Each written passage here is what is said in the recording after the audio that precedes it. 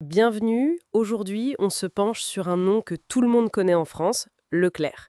Mais on va surtout s'intéresser à Michel-Édouard et à comment il a pris la suite de son père, Édouard, qui était quand même une figure monumentale. Oui, bonjour. Et c'est une histoire de succession assez particulière en effet. Une de nos sources parle même de parricide symbolique. C'est un concept de Freud, l'idée qu'il faut symboliquement tuer le père pour s'émanciper. Tout à fait. Alors, appliqué à quelqu'un comme Michel-Édouard face au géant qui était son père, ça interpelle quoi. Absolument. Et pour bien comprendre Michel-Édouard, il faut d'abord revenir sur Édouard. Il n'a pas juste créé une boîte.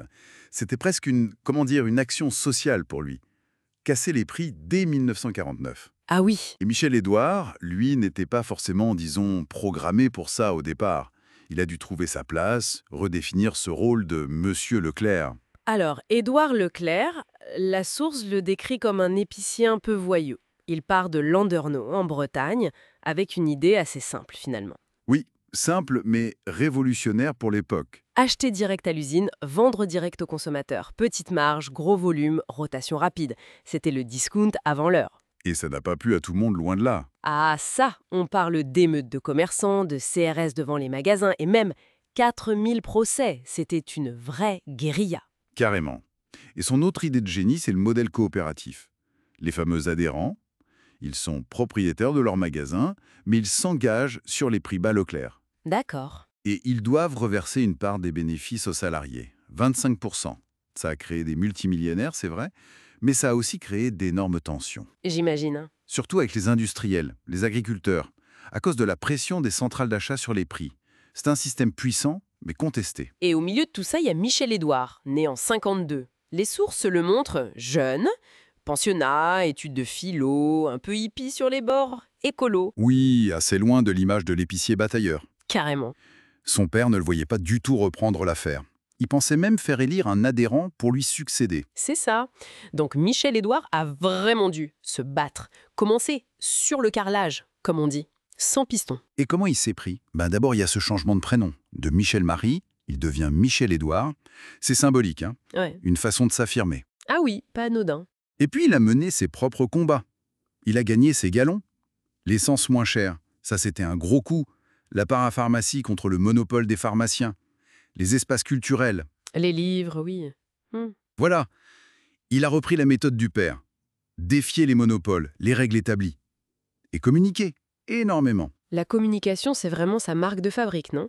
3 interventions médias par jour, en moyenne, c'est fou. C'est colossal, oui. Il est partout. Il a vraiment façonné cette image de Robin des Bois moderne contre la vie chère. Toujours à pointer du doigt les méchants, l'État, les industriels. Exactement. Mais c'est là qu'on touche au paradoxe le plus fascinant, je trouve. Et c'était un point clé des sources. Ah, Lequel? en 2004, Édouard Leclerc cède la marque E. Leclerc aux adhérents, pas à son fils. Aux adhérents. Oui. Michel-Édouard apparemment sent le risque fiscal si la cession se fait à 0 €. Alors il pousse pour une vente, même symbolique. D'accord. Résultat, Uxa. La marque est vendue pour environ 120 millions d'euros, ce qui est très peu par rapport aux milliards qu'elle vaut sans doute. Attendez. Donc, conséquence directe, Michel-Édouard ne possède ni les magasins, Non, ça ce sont les adhérents. ni la marque qui porte son nom. C'est ça. Son père disait vrai, ce n'est pas chez nous ici. Il ne possède pas l'empire qu'il incarne. Mais alors? C'est incroyable. D'où vient son pouvoir? Comment il fait? Eh bien, il a sa propre société, MLS SDC, une société de conseil en gros. Elle facture ses services, sa communication, son image au groupement d'adhérents. Ah, d'accord. Il gagne bien sa vie, hein. On parle d'environ 1,5 million d'euros de dividendes par an. Mais sa fortune personnelle estimée entre 50 et 60 millions, elle est modeste par rapport à l'empire qu'il représente. Donc, son pouvoir, c'est son influence, sa capacité à être le visage, la voix de Leclerc. Exactement. C'est un pouvoir médiatique, stratégique sur ce réseau d'indépendants. Mais attention, ce modèle basé uniquement sur le prix bas, il a aussi ses faiblesses aujourd'hui. Ah oui, lesquels? La concurrence de Lidl, Aldi, les hard discounters, elle est féroce.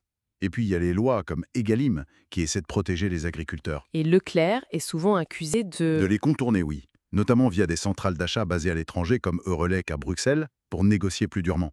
Le système est constamment sous pression. D'accord. Donc si on résume, un fondateur qui a tout bousculé, un fils qui a dû tuer le père symboliquement, puis gagner sa place à la dure.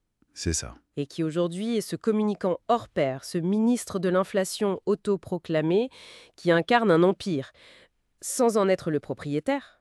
C'est complexe. Très complexe. Et ça ouvre une question énorme pour l'avenir. La suite. Justement. Ses enfants sont dans le groupe, mais ils sont très discrets. L'inverse du père. Alors, est-ce qu'un tel groupe, une coopérative d'indépendants, peut fonctionner sans cette incarnation médiatique hyper forte, sans la propriété de la marque? Bonne question. Surtout que Michel-Édouard lui-même, parfois il laisse planer le doute sur ses intentions. Il se dit disponible pour la nation. Ah oui. Alors on termine là-dessus peut-être, cette interrogation pour nos auditeurs. Est-ce qu'un empire bâti à ce point sur un nom, une image, peut durer sans un Leclerc à sa tête? Surtout si celui qui l'incarne aujourd'hui envisage peut-être autre chose. L'avenir de ce géant reste vraiment ouvert.